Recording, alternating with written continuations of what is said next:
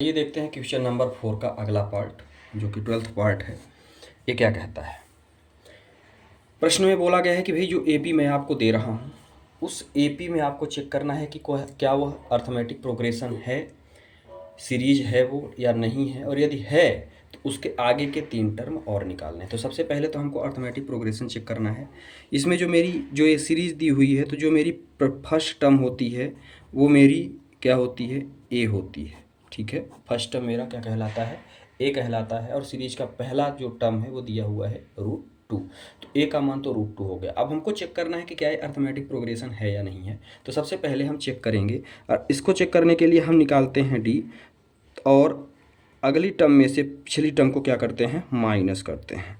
तो ये हो गया A3 माइनस A2। 4 ही टर्म है तो चारों टर्म का हम आपस में चेक कर लेते हैं। तो यहाँ पे क्या दिया हुआ है? यहाँ पे दिया हुआ है A4 माइनस का A3। ठीक है, 4 टर्म है। अब ध्यान से देखिएगा क्या बोला है? √A2 क्या है? √8 है। तो ये हो जाएगा मेरा √8 और माइनस का √2 है ना। इसको यदि हम सॉल्व करते हैं तो क्या कर सकते हैं? √2 को यदि हम तोड़ते हैं, सॉरी √8 को यदि हम तोड़ते हैं तो ध्यान से देखिएगा, ये मेरा 8 है ना। तो 2 4 जा और ये हो गया 2 2 जा फिर 2 1 जा। तो इसको यदि मैं तोड़ूंगा तो ये हमारा क्या आएगा? ये आ जाएगा 2√2। ठीक है, ये हो गया 2√2। इसमें से यदि मैं माइनस को √2 करता हूँ तो ये मेरा कितना आएगा? ये भी आ जाएगा मेरा √2। पहला डिफरेंस तो मेरा √2 आया। ठीक है, कुछ नहीं किया, √2 को मैंने ब्रेकिंग किया, जो वैल्यू रूट के बाहर आ सकती थी उसको बाहर किया तो मेरा 2√2 आया। इसको यदि मैं √2 को अंदर ले जाऊंगा तो 3 2 हो जाएंगे, क्योंकि ये बाहर है तो सिंगल बाहर आया, अंदर जाएगा तो 2, तो ये √8 ही बनेगा। आगे की बात करते हैं। आगे क्या कहता है? √18 है तो √18 और माइनस का √8 कर देते हैं। √18 और माइनस का √8, √8 को यदि मैं बाहर करता हूँ, सेम कहानी इसी प्रोसेस से। ठीक है, तो पहले 18 को यदि मैं बाहर करता हूँ तो 18 में मेरा बनेगा 3√2। कैसे बनेगा? यदि मैं रूट के अंदर ले जाता हूँ तो 2 3 अंदर जाएंगे तो 3 3 जा 9 2 जा 18 हो जाएगा। और √8 का तो अभी आपने किया, क्या निकाला था? इसको निकाला था 2√2।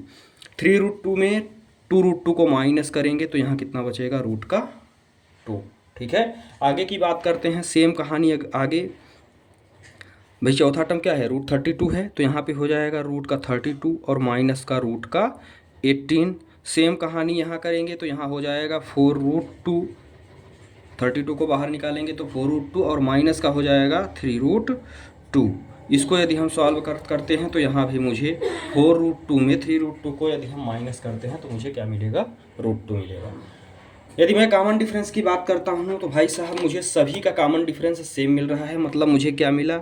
डी का मान मुझे यहाँ से मिल गया √2। ठीक है, ए आपके पास √2 है। तो अब यहाँ पे आप एक लाइन लिख देंगे, डिफरेंस इज सेम। जो डिफरेंस हमने निकाला है वो क्या है? सेम है ना।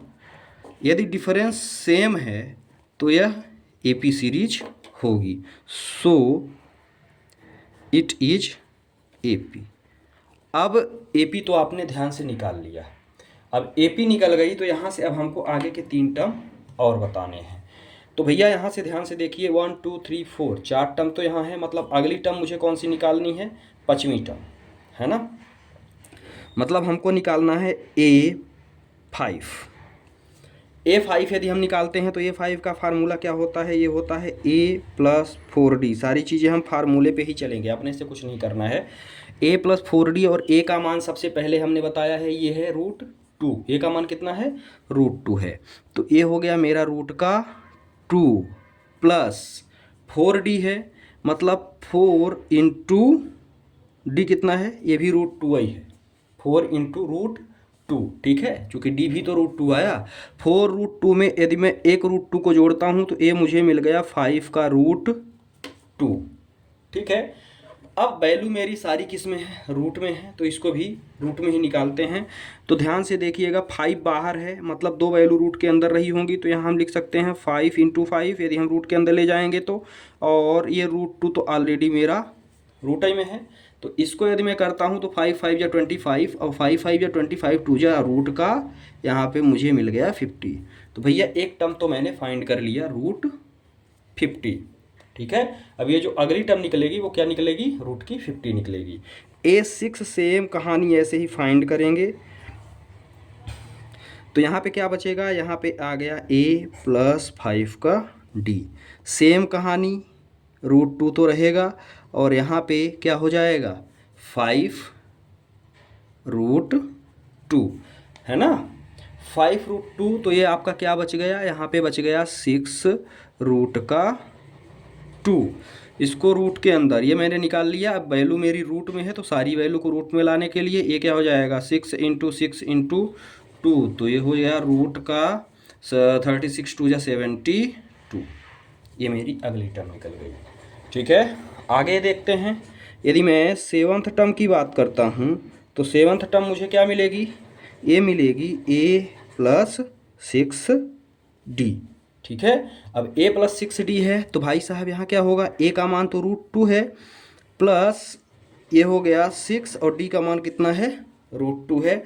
तो आगे क्या मिलेगा, ये मिलेगा 7 का √2। 7 के √2 की बात करें, यदि मैं इसको रूट में दिया है तो रूट में ही निकाल लेते हैं। तो 7 × 7 और रूट अपना ऑलरेडी √2 है, तो इसको हम रूट के अंदर 2 कर देते हैं।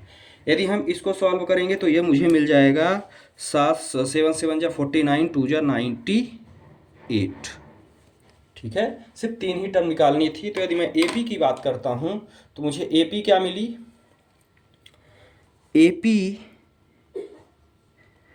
अब जो मिला है वही लिख देंगे। तो भैया सबसे पहले तो ये 4 टर्म ऑलरेडी मेरे पास थी, तो इसको हम लिख देते हैं √2, √8, √18, √32। अब हमने 3 टर्म अपने से निकाला है, क्या, रूट का 50, रूट का 72 और √98, ठीक है। और इस तरह से ये क्या होगा, चलती चली जाएगी इनफाइनाइट सीरीज तक। तो इस तरह से ये प्रश्न क्वेश्चन नंबर 4 का 11th पार्ट भी यहाँ पर समाप्त होता है। आप स्क्रीनशॉट ले सकते हैं।